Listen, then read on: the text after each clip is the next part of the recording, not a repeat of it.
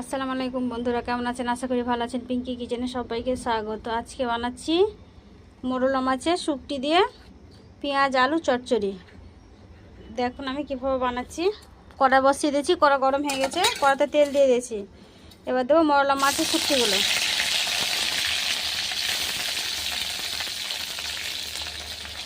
মোরলা মাছের শুকটিটা লাল করে ভেজে নেব। পেঁয়াজ আর আলুগুলো কুচিয়ে রেখেছি, দিয়ে দেবো।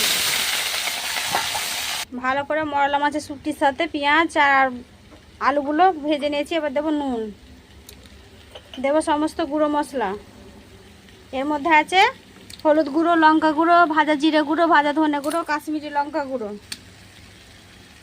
দেবো আদা রসুন পেস্ট, আদা রসুন বাটাটা দিয়ে দিলাম 1 চামচের মতন। এবার ভালো করে নেড়ে দেবো। ভালো করে সমস্ত মাখিয়ে নিয়ে দিয়েছি। দুটো দিয়ে দিলাম কাঁচা পাকা লঙ্কা। ভালো করে কষিয়ে নিয়েছি। দেবো পানি, পানি দিয়ে ঢাকাটা দিয়ে দেবো আলু চচ্চড়িটা হওয়ার জন্য। দেখেন ঢাকাটা উঠিয়ে দেবো। মোরলা চিংড়ি মাছের শুকটি আলু চচ্চড়িটা দেখেন আমার কি সুন্দর হয়ে গেছে। এবার নামিয়ে নেবো। দেখেন নামিয়ে নিয়েছি, কি সুন্দর মোরলা শুকটি মাছের চচ্চড়িটা রেডি হয়ে গেছে।